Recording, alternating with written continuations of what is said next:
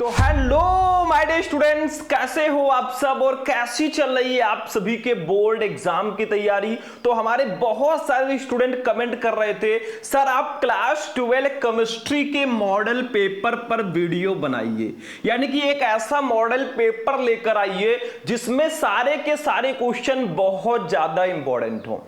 कुछ बच्चे तो ये कमेंट कर रहे थे, सर जी हमें केमिस्ट्री का सी भी नहीं आता, केमिस्ट्री का पेपर कैसा आता है, बहुत ज्यादा हार्ड होगा या इजी होगा, वो आज के इस वीडियो में मैं आपको बताने वाला हूं। इस वीडियो में मैं आपके लिए लेकर आया हूं क्लास 12 केमिस्ट्री यानी कि रसायन विज्ञान का एक मॉडल पेपर। ऐसा ही पेपर मैं हर साल बच्चों को देता हूं और लाखों बच्चे केमिस्ट्री में 55 प्लस 60 प्लस 65 प्लस लेकर आते हैं। इस बार आपकी बारी है, ध्यान से इस वीडियो को देख लेना, पूरा सॉल्यूशन भी मैं आपको बताऊंगा।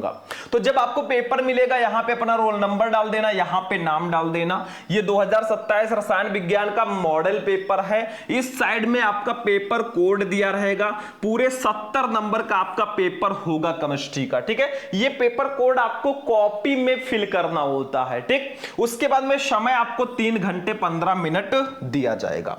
अब देखो 15 मिनट आपको क्वेश्चन पेपर पढ़ने के लिए दिया जाता है, सभी प्रश्न करना अनिवार्य है, प्रत्येक प्रश्न के निर्धारित अंक उनके सामने दिए गए हैं। दूसरा, गणनात्मक प्रश्नों में गणना के समस्त पद लिखिए। मतलब भाई केमिस्ट्री है तो इसमें कैलकुलेशन तो होगा ही, आपको कैलकुलेशन के सारे पदों को लिखना है, सारे स्टेप को लिखना है। जहां आवश्यक हो रासायनिक समीकरण भी देना है, क्योंकि ये केमिस्ट्री है, इसमें आपको रिएक्शंस भी दिए जाएंगे, ठीक है। तो ये तो आपके निर्देश थे, यहां से हम पेपर स्टार्ट करेंगे। आपसे एक छोटा सा रिक्वेस्ट है, इस वीडियो को ज्यादा से ज्यादा लाइक करना और चैनल पर नए हो तो चैनल को सब्सक्राइब कर लेना, क्योंकि ऐसे ही इंपॉर्टेंट क्लास मैं आपको देता रहता हूं, ठीक है। आप लोग बस सपोर्ट कर दो, थोड़ा सा, पैसे नहीं लगेंगे। तो देखो पहला, इस प्रश्न पत्र के प्रत्येक खंड में 4 विकल्प दिए गए हैं, सही विकल्प चुनकर उसे अपनी उत्तर पुस्तिका में लिखिए। मतलब सबसे पहले आपको केमिस्ट्री के बहुविकल्पीय प्रश्न दिए जाएंगे, टोटल 6 क्वेश्चन रहेंगे, एक एक नंबर के, आपको 6 नंबर इसके लिए मिलेंगे, ठीक है। देखो ध्यान से, का वाला क्वेश्चन है, निम्नलिखित में से विलयन का कौन सा भौतिक गुण अणुओं की संख्या पर निर्भर नहीं करता। बताओ इसमें से विलयन का कौन सा भौतिक गुण है जो अणुओं की संख्या पर निर्भर नहीं करता, या यूं कहें कि कौन सा अणुसंख्य गुणधर्म नहीं है। विलयन का अणुसंख्य गुणधर्म नहीं है। फर्स्ट है वाष्प दाब अवनमन, सेकंड है हिमांक अवनमन, थर्ड है पृष्ठ तनाव, फोर्थ है परासरण दाब। भाई पृष्ठ तनाव जो है ये विलयन का अणुसंख्य गुणधर्म नहीं है, मतलब इसमें विलयन का भौतिक गुण अणुओं की संख्या पर निर्भर नहीं करता, ठीक है। आपने विलयन चैप्टर पढ़ा होगा मेरे स्टूडेंट, आपने उसमें वाष्प दाब अवनमन पढ़ा होगा, हिमांक अवनमन पढ़ा, परासरण दाब पढ़ा, लेकिन पृष्ठ तनाव आपने नहीं पढ़ा होगा, क्योंकि ये विलयन का अणुसंख्य गुण है ही नहीं, ठीक है। समझ में आ रहा है। खा वाला क्वेश्चन देख लो ध्यान से, शून्य कोट की अपक्रिया के लिए वेग स्थिरांक का मात्रक क्या होता है, बताओ। शून्य कोट की अपक्रिया के लिए वेग स्थिरांक का मात्रक क्या होता है। फर्स्ट है लीटर सेकंड इनवर्स, सेकंड है litre mole inverse second inverse, third है mole litre inverse second inverse, fourth है मोल सेकंड इनवर्स। अरे भाई mole litre inverse second inverse होता है। शून्य कोट की अपक्रिया के लिए वेग स्थिरांक का मात्रक मोल लीटर इनवर्स सेकंड इनवर्स होता है। प्रथम कोटि की अपक्रिया के लिए सेकंड इनवर्स होता है। ये सारे बेसिक चीजें तो आपको पता होनी ही चाहिए। और एक इंपॉर्टेंट नोटिफिकेशन कि भाई अगर आपको इन पेपर्स का, इन मॉडल पेपर्स का पीडीएफ चाहिए, या फिर अगर आपको इंपॉर्टेंट क्वेश्चन का पूरा पीडीएफ चाहिए या पूरा बैच चाहिए, तो आप लोग इस नंबर पर मुझे कांटेक्ट कर लेना, 9918332305। ये मेरा व्हाट्सएप नंबर है भाई, इस पर आप कांटेक्ट कर लेना, हम आपको डिटेल बता देंगे। बहुत अच्छे अच्छे नोट्स मैंने आपके लिए तैयार किए हैं, ठीक है। तो आप लोग कांटेक्ट करना हमसे। चलो अगला क्वेश्चन देखो, गा वाला, रंगीन आयनों का निर्माण संभव होता है जब यौगिक में विद्यमान हो क्या। मतलब रंगीन आयनों का निर्माण कब संभव होता है, जब यौगिक में क्या विद्यमान होना चाहिए। फर्स्ट है युग्मित इलेक्ट्रॉन, सेकंड है अयुग्मित इलेक्ट्रॉन, थर्ड है आपका अनाबंधित इलेक्ट्रॉन युग्म, फोर्थ है इनमें से कोई नहीं।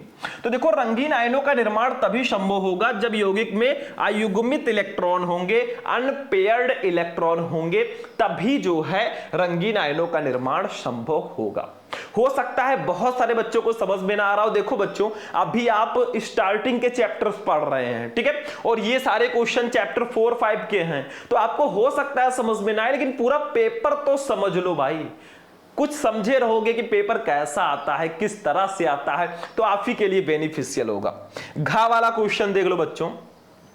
क्लोरोफॉर्म को प्रकाश की उपस्थिति में वायु द्वारा धीरे धीरे ऑक्सीकृत होकर क्या बनाता है। मतलब क्लोरोफॉर्म जो होता है, जिसका फॉर्मूला होता है CHCl3, इसको हम ट्राइक्लोरोमेथेन भी बोलते हैं। तो क्लोरोफॉर्म प्रकाश की उपस्थिति में वायु द्वारा धीरे धीरे ऑक्सीकृत होकर क्या बनाता है। फास्जीन, फॉर्मिक अम्ल, फॉर्मिल क्लोराइड या मेथिल क्लोराइड। भैया फास्जीन बनाता है।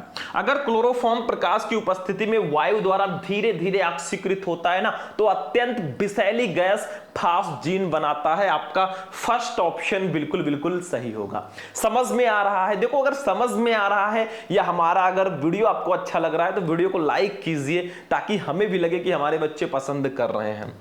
अंगा नंबर क्वेश्चन देख लो। कैनिजारो अभिक्रिया प्रदर्शित करता है। इसमें से कौन सा यौगिक है जो कैनिजारो अभिक्रिया प्रदर्शित करता है। फर्स्ट है बेंजोइक अम्ल, सेकंड है टॉलुइन, थर्ड है बेंजल्डिहाइड, फोर्थ है फॉर्मिक अम्ल। ठीक है, तो इसका राइट आंसर हो जाएगा बच्चों थर्ड, बेंजल्डिहाइड। देखो, बेंजल्डिहाइड जो हमारा होता है, जिसका फॉर्मूला होता है C6H5CHO, ये जो है भैया कैनिजारो अभिक्रिया प्रदर्शित करता है। तो आपका थर्ड ऑप्शन सही है।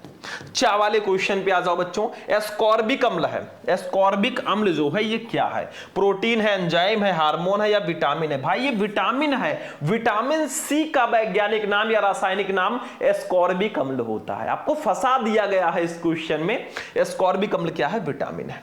तो टोटल 6 क्वेश्चन आपके हो चुके हैं, एक एक नंबर के। आपको 6 नंबर इसके लिए मिल जाएंगे। ठीक है, इसके बाद चलेंगे अब अति लघु उत्तरीय प्रश्नों पे। भाई यहां पे 4 मतलब अति लघु उत्तरीय प्रश्न जो है हमारे केमिस्ट्री में वो 8 क्वेश्चन रहेंगे। 2-2 नंबर के आपको 16 नंबर बच्चों मिलेगा। देखो, मैं सॉल्यूशन भी दूंगा तो आप लोग टेंशन मत लेना। देखो, ये नीचे सारा सॉल्यूशन भी रहेगा, मैं सॉल्यूशन भी देने वाला हूं। दूसरे का देखो, कोलरोस के नियम को समझाइए। इस नियम के अनुप्रयोग उदाहरण सहित लिखिए। मतलब कोलरोस का नियम क्या होता है? बहुत सिंपल है, मैं इसको समझाऊंगा आपको यहां पे। ठीक है, देखो ध्यान से। कोलरोस के नियम के अनुसार किसी विद्युत अपघट्ट की अनंत तनुता पर चालकता इसके धनायनों तथा ऋणायनों की मोलर चालकताओं के योग के बराबर होता है। मतलब अगर कोई विद्युत अपघट्ट है ना, तो उसकी अनंत तनुता पर चालकता इसके धनायनों तथा ऋणायनों की मोलर चालकताओं के योग के बराबर होता है।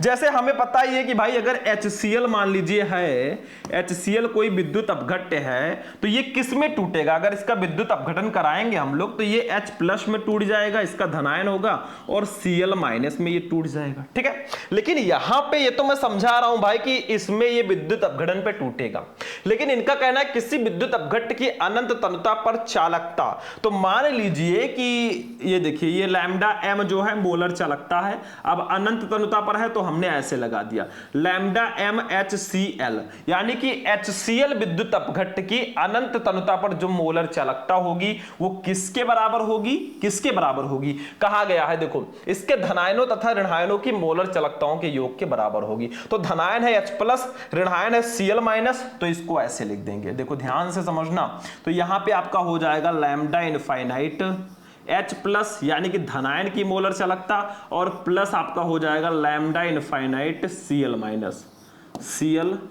ठीक है, यही होगा आपका भैया कोलरोस का नियम। बहुत आसान है भाई। मतलब क्या कहा जा रहा है, मैं एक बार फिर से समझाता हूं। देखो, अनंत तनुता पर किसी विद्युत अपघट्ट की, जैसे ये HCl आपका विद्युत अपघट्ट है, इसकी अनंत तनुता पर चालकता या अनंत तनुता पर मोलर चालकता, यानी कि लैम्डा m मोलर चालकता है, इनफाइनाइट लगा दिया, तो अनंत तनुता पर HCl की जो मोलर चालकता होगी वो किसके बराबर होगी? उसके धनायनों तथा ऋणायनों की मोलर चालकताओं के योग के बराबर होगी। तो इसका धनायन है H+, तो इसकी मोलर चालकता प्लस, योग का मतलब होता है प्लस। ठीक है, प्लस जो Cl- है, इसका ऋणायन है, उसकी मोलर चालकता के दोनों के योग के बराबर होगा। ठीक है, तो ये होता है आपका कोलरोस का नियम। इसको आप लोग नोट कर लो, फिर हम देखेंगे कोलरोस के नियम के अनुप्रयोग। चलिए नीचे देखते हैं। देखो, पहला अनुप्रयोग मतलब इसका प्रयोग कहां कहां होता है वो बताना है। देखो, अनंत तनुता पर दुर्बल विद्युत अपघट्ट की मोलर चालकता ज्ञात करने में इसका उपयोग करते हैं। दूसरा, दुर्बल वैद्युत अपघट्टों के वियोजन की मात्रा की गणना करने में इसका उपयोग हम करते हैं। बस हो गया, ठीक है। अब स्लोली चलेंगे भाई अपने नेक्स्ट क्वेश्चन की ओर। देखो खा वाला क्वेश्चन है, एक न्यूमेरिकल है और ये न्यूमेरिकल मैं कराऊंगा, टेंशन मत लो। देखो 14.625 ग्राम सोडियम क्लोराइड को 250 ग्राम जल में विलय किया गया। प्राप्त विलयन की मोललता की गणना कीजिए। मोललता आपको निकालनी है। सोडियम का अणुभार 23, क्लोरीन का 35.5 है। 2 नंबर का भाई क्वेश्चन है, तो इसको हम मिस नहीं कर सकते। मैं इसको बता देता हूं, आपको सॉल्व करवा देता हूं, मतलब ध्यान से समझ लो। नेक्स्ट पेज में हम इसको सॉल्व करेंगे। देखो ये इसको बहुत ध्यान से सॉल्व करना। देखो पढ़ो पहले क्या दिया गया है। 14.625 ग्राम सोडियम क्लोराइड को 250 ग्राम जल में विलय किया गया, तो प्राप्त विलयन की मोललता क्या होगी। तो देखो 14.625 ग्राम जो है ये विलय होगा, क्योंकि जिसकी मात्रा विलयन में कम होती है वो विलय होता है। और ये जो 250 ग्राम है ये विलायक होगा, क्योंकि इसकी मात्रा ज्यादा है, ठीक है। तो विलयन 2 घटकों से मिलकर बना होता है, विलय और विलायक। अब जिसकी मात्रा कम होगी वो विलय होगा, जिसकी मात्रा ज्यादा होगी वो विलायक होगा। जैसे आप मान लीजिए शरबत बनाते हैं घर पे, तो भाई चीनी और पानी मिक्स करते हैं, तो चीनी की मात्रा कम होती है तो वो विलय होता है, और पानी ज्यादा होता है तो विलायक होता है। अगर चीनी ज्यादा कर देंगे तो शरबत बनेगा ही नहीं, ठीक है। तो हम यहां पे लिखेंगे, सबसे पहले लिखेंगे बच्चों विलय। अब विलय जो हमारा है वो है NaCl, तो NaCl का भार, इसका हम भार पहले लिख देंगे कितना है बच्चों। तो इसका भार जो है बहुत ध्यान से समझना, तब समझ में आएगा। 14.625 ग्राम, ठीक है। इसका ये भार दिया गया है, समझ में आ रहा है। इस साइड में भी थोड़ा जगह रहना चाहिए ताकि बाद में दिक्कत ना हो। अब इधर आपको विलय का अणुभार भी निकाल लेना है। विलय आपका है NaCl, इसका अणुभार का अणुभार तो अणुभार कितना होगा। तो एक काम करो भाई, सोडियम का अणुभार है 23, क्लोरीन का 35.5, दोनों को जोड़ दो तो 58.5 आ जाएगा। यही इसका अणुभार होगा, मतलब जो सोडियम का और क्लोरीन का दोनों का जोड़ देना है, ठीक है। फिर आपको देखो विलय का भार पता है, विलय का अणुभार पता है, तो हम विलय के मोलों की संख्या निकाल लेंगे, क्योंकि विलयन की मोललता अगर आपको निकालनी है ना, तो विलय के मोलों की संख्या अपान विलायक का भार किलोग्राम में, ये फॉर्मूला होता है। तो हम विलय के मोलों की संख्या यहां पे निकाल लेंगे। विलय के मोलों की संख्या, ठीक है। तो विलय के मोलों की संख्या का जो फॉर्मूला होता है बच्चों, वो होता है विलय का भार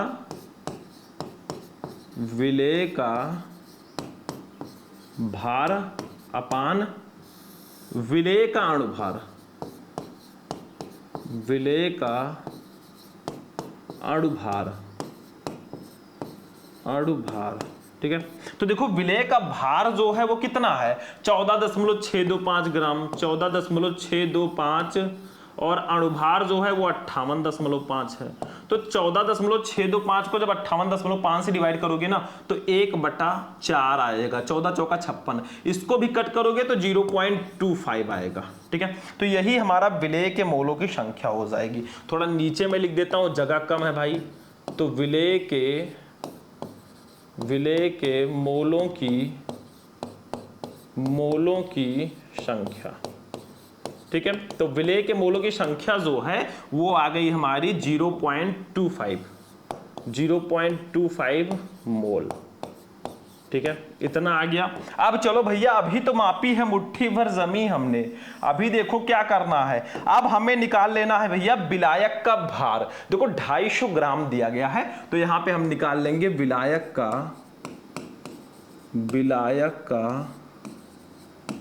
भार, ठीक है। तो विलायक का भार जो है बच्चा पार्टी, वो दिया गया 250 ग्राम। कितना, 250 ग्राम। तो इसको किलोग्राम में बदल लेंगे। देखो 250 ग्राम को किलोग्राम में बदलना है, तो 250 से 1000 को भाग देना होगा, क्योंकि 1000 ग्राम बराबर 1 किलोग्राम होता है। तो अगर आपको अगर ग्राम को किलोग्राम में बदलना है ना, तो 1000 से डिवाइड कर दो, तो ये कट जाएगा, ये कट जाएगा। 25 का 100 से जब हम लोग भाग देंगे तो 0.25 किलोग्राम आएगा। तो किलोग्राम में जो हमारा 250 ग्राम है, इसको हम 0.25 किलोग्राम लिख सकते हैं। ये मैं समझा रहा था, ठीक है। तो नीचे लिख देंगे 0.25 किलोग्राम, ठीक है। अब हम निकाल लेंगे भैया विलयन की मोललता। क्या निकाल लेंगे? विलयन की मोललता यहां पे निकाल लेंगे। विलयन की मोललता, ठीक है। इसका जो फार्मूला होता है वो मैं यहां पे लिख देता हूं, चलो भाई, क्योंकि जगह नहीं है, आप लोग बगल में लिखिएगा। इसका फार्मूला होता है, बहुत ध्यान से समझना, विलेय के मोलों की संख्या, विलेय के मोलों की संख्या अपान विलायक का भार, विलायक का भार, ठीक है।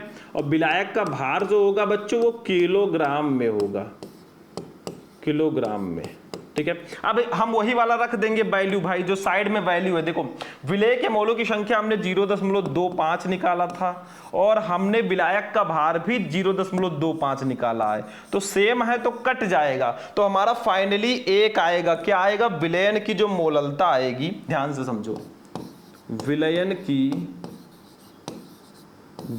की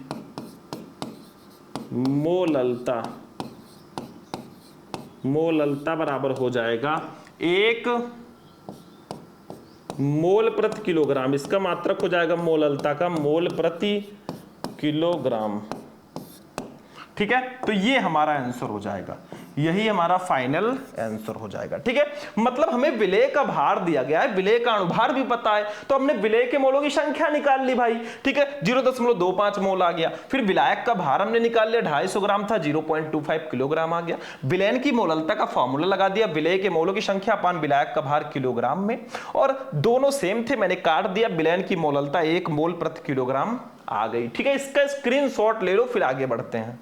तो हो गया स्टूडेंट स्क्रीनशॉट। अब चलिए भैया आगे बढ़ते हैं, नेक्स्ट वाला क्वेश्चन देखते हैं। दोनों क्वेश्चन देख लेना, फिर हम नीचे आंसर देखेंगे, क्योंकि ऊपर हम बार बार नहीं जाएंगे। देखो ध्यान से, यहां पे हमारा गा वाला क्वेश्चन क्या है? संक्रमण तत्वों में जटिल यौगिक बनाने की प्रवृत्ति अधिक क्यों होती है? 2 नंबर। और लिगैंड क्या है? 2 उदाहरण भी दीजिए, 2 नंबर। तो भाई दोनों को हम नीचे देख लेंगे। आप लोग क्वेश्चन समझ गए होंगे, 8 नंबर यहां पे कंप्लीट हो चुका है, ठीक है। तो इसको हम नीचे दोनों का आंसर देखेंगे, ध्यान से समझना, ठीक है। स्लोली चलेंगे और नीचे हम लोग इसका आंसर देखेंगे। ये भी हमारा न्यूमेरिकल बहुत प्यारा सा था, ये भी हो चुका है। अब हम लोग चलेंगे अपने गा वाले क्वेश्चन पे। ये देखो भाई, क्वेश्चन था कि संक्रमण तत्वों में जटिल यौगिक बनाने की प्रवृत्ति अधिक क्यों होती है? तो रीजन क्या है? देखो, संक्रमण तत्वों में जटिल यौगिक बनाने की प्रवृत्ति निम्नलिखित कारणों से अधिक होती है। सबसे पहला रीजन है कि धातु आयनों का छोटा आकार। संक्रमण तत्वों में धातु आयनों का छोटा आकार होता है। दूसरा, धातु आयनों का उच्च नाभिकीय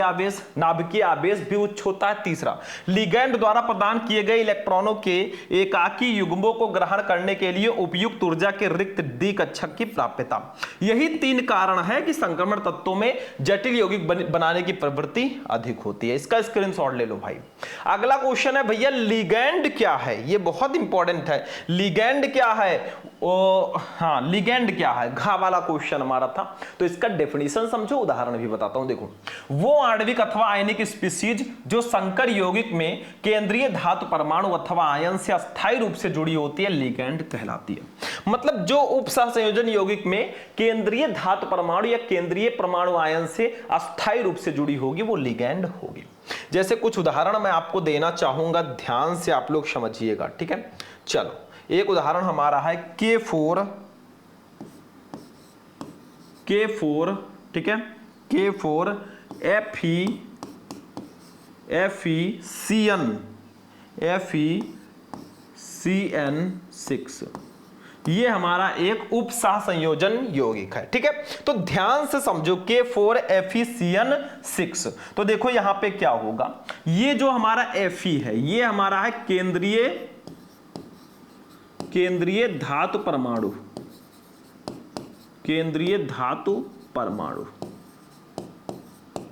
केंद्रीय धातु परमाणु ये हमारा है, ठीक है, Fe जो है। अब क्या कहा गया है, देखो वो आणविक अथवा आयनिक स्पीशीज जो संकर यौगिक में केंद्रीय धातु परमाणु, इस केंद्रीय धातु परमाणु अथवा आयन से अस्थायी रूप से जुड़ी हो वो लिगैंड कहलाती है। तो इससे कौन जुड़ा है, इससे हमारा ये जुड़ा है Cn, तो यही हो जाएगा हमारा लिगैंड, ठीक है। Cn को जो है हम Cn माइनस के रूप में भी लिखते हैं, किससे, Cn को हम Cn माइनस के रूप में भी लिखते हैं, ये हमारा लिगैंड होगा, ठीक है, समझ में आ गया। तो K4FeCN ये एक संकर यौगिक है, FeCN6, तो Fe है केंद्रीय धातु परमाणु। अब चूंकि जो केंद्रीय धातु परमाणु या केंद्रीय धातु आयन से अस्थायी रूप से जुड़ी होगी वो लिगैंड कहलाएगी, तो इससे Cn जो है जुड़ा हुआ है तो यही लिगैंड होगा, ठीक है। एक एग्जांपल मैं आपको और देना चाहूंगा, आप लोग साइड में समझ लो भाई। CuNH3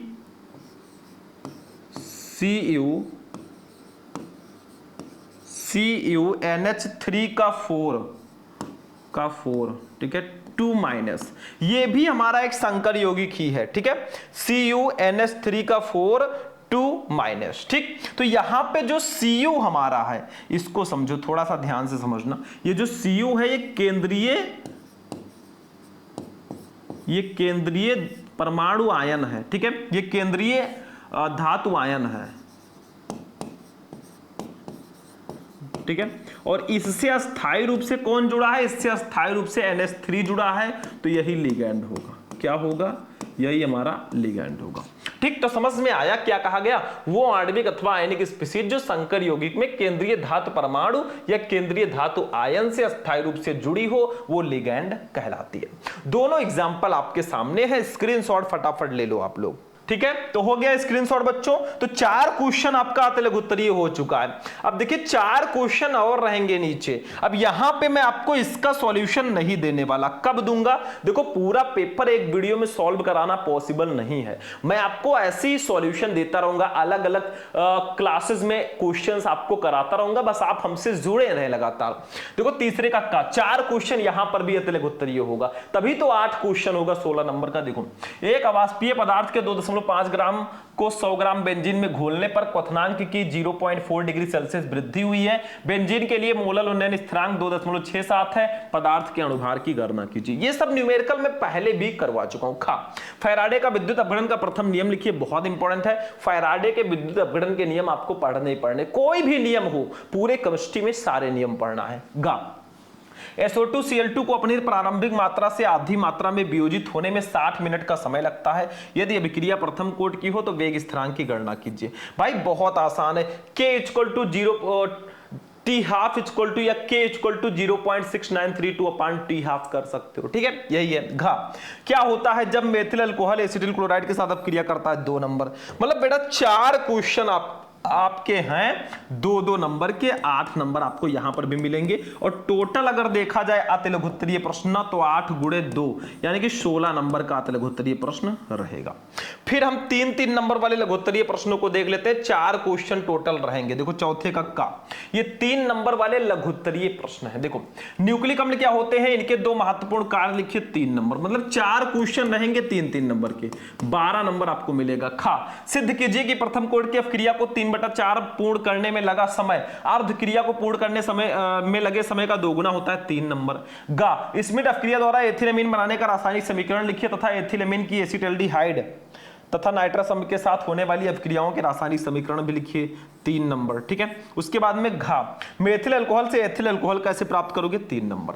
मतलब 4 क्वेश्चन है 3-3 नंबर के, 12 नंबर आपको मिलेंगे। एक चीज और भाई, इन सब को मैं एक एक करके सॉल्व कराऊंगा, उसके लिए आप बिल्कुल टेंशन मत लीजिए, ठीक है। अब हमारा आएगा लॉन्ग क्वेश्चन 5 नंबर, सॉरी अभी 4 नंबर वाले लघु उत्तरीय प्रश्न रहेंगे, 4 नंबर वाले लघु उत्तरीय प्रश्न भी रहेंगे भैया। 4 क्वेश्चन 16 नंबर आपको मिलेगा, ध्यान से समझो।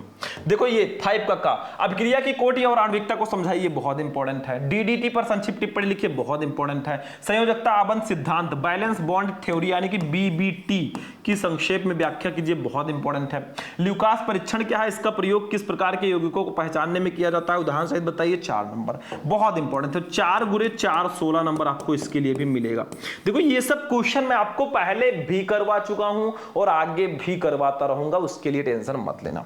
फिर आपका लॉन्ग क्वेश्चन आएगा भैया, 4 क्वेश्चन आएगा। देखो कितने नंबर का क्वेश्चन देख लिया हमने, 6 नंबर का बहुविकल्पीय, 16 नंबर का आंतरिक लघुत्तरीय, फिर 12 नंबर का लघुत्तरीय, फिर 16 नंबर का लघुत्तरीय, यानी कि 16 16 32 6 38 और 12 50 नंबर का अभी हमने देखा है। अभी 20 नंबर का विस्तृत उत्तरीय प्रश्न होगा, मतलब 5 नंबर के 4 क्वेश्चन रहेंगे, 20 नंबर आपको मिलेंगे। देखो 6 का निम्नलिखित को समझाइए। फर्स्ट, एल्कोहलों का अणुभार बढ़ने पर जल में इसकी विलेयता घटती है, ये बता दो। दूसरा, पावर एल्कोहल क्या है, उसका उपयोग क्या है, ये बता दो। और एक क्वेश्चन और रहेगा, तीनों का आंसर दे दो, 5 नंबर आप ले जाओ। छोटे छोटे क्वेश्चन है भाई, नहीं पता तो अथवा लगा है। ये देखो, डाई एथिल ईथर बनाने की प्रयोगशाला विधि का वर्णन कीजिए, संबंधित अपक्रियाओं के रासायनिक समीकरण भी दीजिए, इसकी अंधेरे में क्लोरीन के साथ अपक्रिया का समीकरण दीजिए। मतलब die ethyl ether C2H5O C2H5 ये होता है डाई एथिल ईथर, ठीक है। इन सबको मैं बताऊंगा, ये प्रयोगशाला विधि है।